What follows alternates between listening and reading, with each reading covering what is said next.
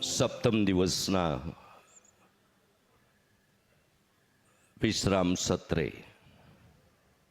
શ્રીમદ ભાગવત કથાના ભાગવત ભગવાનનું પૂજન અને યુવા ભાગવતાચાર્ય પૂજ્ય જિજ્ઞેશ દાદા રાધે રાધેનું પૂજન વિધિ સંપન્ન કરવા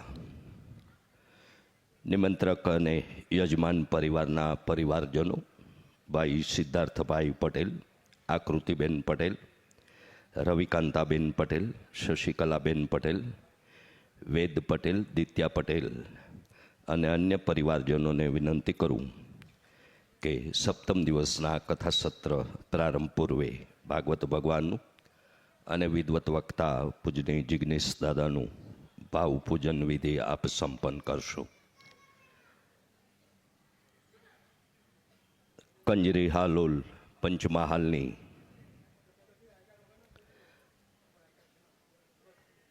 પવિત્ર પાવન ધરાના આ સત્સંગ જ્ઞાન યજ્ઞના સપ્ત દિવસીય આયોજનનું આજે વિશ્રામ સત્ર છે. પણ ગંગાના પ્રવાહની જેમ સતત વહેતી રહેતી પૂર્ણ પુરુષોત્તમ ભગવાન શ્રી કૃષ્ણની ચરિત્ર લીલાની આ શબ્દ સરિતા આવતીકાલે ફરી સંસ્કાર નગરી વડોદરા ખાતે પ્રવાહિત થશે.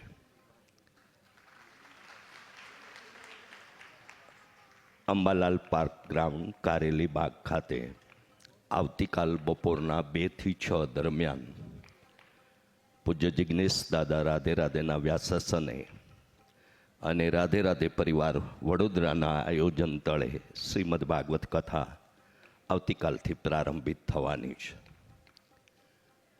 મને એમ લાગે છે કે સતત રટણમાં રહીએ, સ્મરણમાં રહીએ, સત્સંગમાં રહીએ, સેવા કાર્યમાં રહીએ, પુણ્ય કાર્યમાં જોડાયેલા રહીએ તો એમાં કશું નુકસાન આપણને થવાની કોઈ સંભાવના દેખાતી નથી. હા, સમય આપવો પડે, પણ શાસ્ત્રમાં કહ્યું છે આદિ મેં પુનિયાદ. વૈષ્ણવ સમાજ હાલોલને વિનંતી કરીશ કે તેઓ ઠાકોરજીનું દર્શન પૂજન અને પૂજ્ય દાદા પ્રત્યેનો સત્કાર ભાવ સંપન્ન કરવા માટે પધારશે. વૈષ્ણવ સમાજ હાલોલના અગ્રણીઓ એવું આપણને સૌને પટેલ પરિવાર જેવા સદભાગી યજમાનો દ્વારા સતત આવા સ્મરણ સત્સંગનો લાભ મળી રહ્યો છે અને આવતા દિવસોમાં મળતો પણ રહેવાનો છે. અને તેથી જ પુનિત મહારાજ પ્રેરિત શ્રી રામ જય રામ જય જય રામ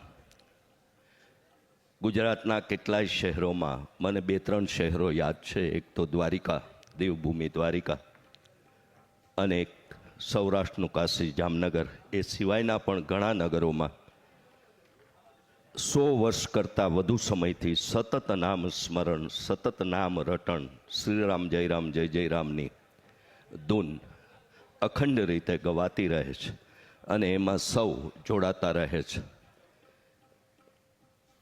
દ્વાપર, ત્રેતા અને સતયુગમાં પરમેશ્વરને પામવાના પર્યાયો અને ઉપાયો કંઈ થોડા કઠિન હતા,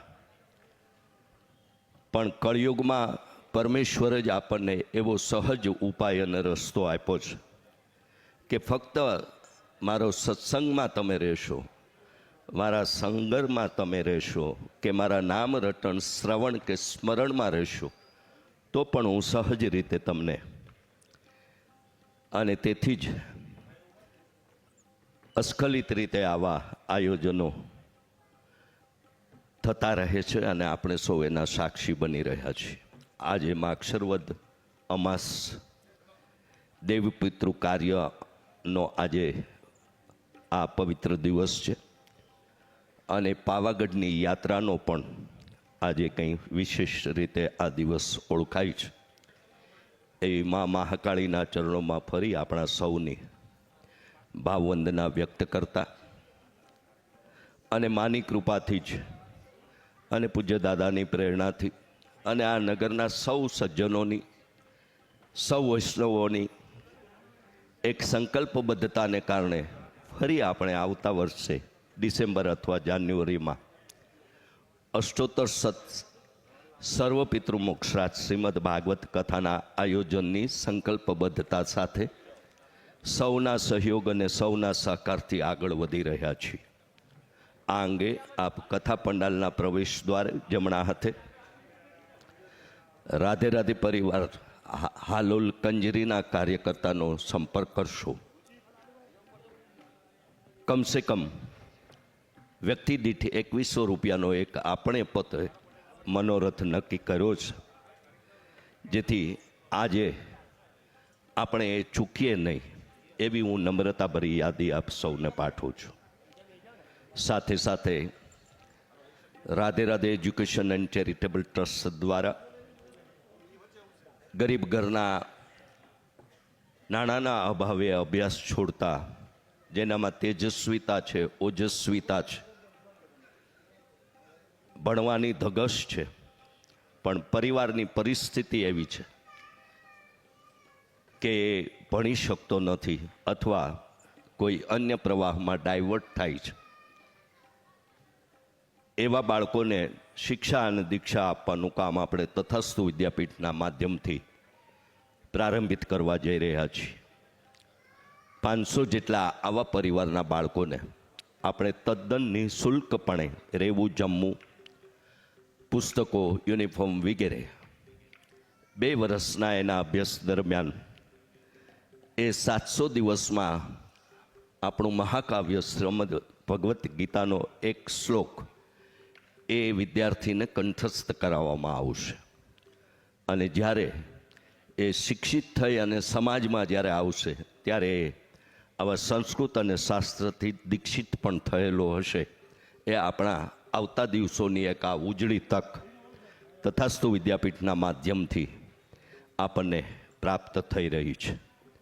અને કહેવાય છે કે પંછી પાણી પીને સે ઘટે ના સરિતા નીર, ધન દિયે ધન ના ઘટે સહાય કરે રઘુવીર.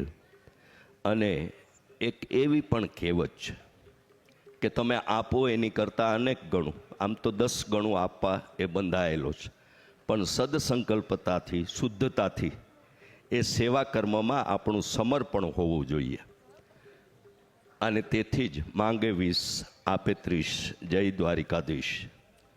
યોગાનુયોગ બહુ નજીકના ભૂતકાળમાં દેવભૂમિ દ્વારકામાં 2 પરિવારોના સદભાગીપણાથી પૂજ્ય દાદાના વ્યાસાસને દ્વારકાધીશના એ પાવન પ્રાંગણમાં પણ આવા જ દિવ્ય આયોજનો થયા. અને ભવિષ્ય પણ આપણે રાધે રાધે પરિવારના માધ્યમથી આવા તીર્થક્ષેત્રો, ધર્મક્ષેત્રો, શક્તિપીઠોમાં આપણે આવા ગુણગાનની ગાથાના આયોજન કરી રહ્યા છીએ અને કરવા જઈ રહ્યા છીએ. આવતી નવરાત્રિમાં આપણે પાવાગઢ ખાતે માના ભક્તિ ગુણગાનની ગાથા આયોજિત કરવા જઈ રહ્યા છીએ. શ્રીમદ દેવી ભાગવત પુરાણ, જેમના આજ નગરના મોટા ભાગના દૈનિક યજમાનો નોંધાયા, એમને પણ આપણે એકવાર તાલીઓથી વધાવી અભિનંદન આપીએ. અને સાથે સાથે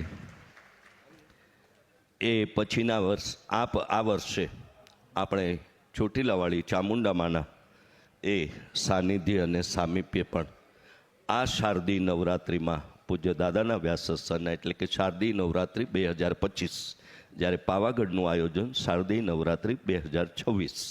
આમ લગભગ દરેક શારદીય નવરાત્રિમાં આવું આયોજન હોય છે. એ ગુણગાનની સાથે પૂજ્ય દાદાનું માની આદ્યશક્તિની આરાધના અને ઉપાસનાનું અનુષ્ઠાન અને સાંધ્ય આરતી અને એમાં ગવાતા માના ગુણગાનના પણ સાક્ષી બનવાનો એક અલભ્ય અવસર એ અલૌકિક હોય છે. અને આવા બધા આયોજનોમાં સતત આપણે જોડાયેલા રહીએ. Radhe Radhe education and charitable ટ્રસ્ટના સેવા કર્મની સહયોગિતા અંગે તથાસ્તુ વિદ્યાપીઠ કાર્યાલય પર સંપર્ક કરીએ. Radhe Radhe official YouTube channel like, subscribe કરીએ.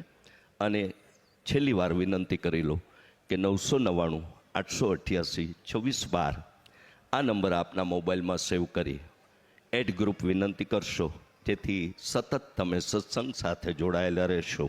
એવી યાદી અનુરોધ સાથે મનોરંજનનું સાધન નહીં, પરંતુ મનોમંથનનો મહાગ્રંથ એટલે શ્રીમદ ભાગવત આવા મનોમંથનના આ મહાગ્રંથનું માખણરૂપ એ શબ્દ સરિતાનું પ્રવાહિત કરવા પૂજ્ય જિજ્ઞેશ દાદાને વિનંતી સાથે છઠ્ઠા દિવસની વિડીયો ઝલક આપણે નિહાળી. મહાકાળી માત કી જય. જય શ્રી કૃષ્ણ. રાધે રાધે.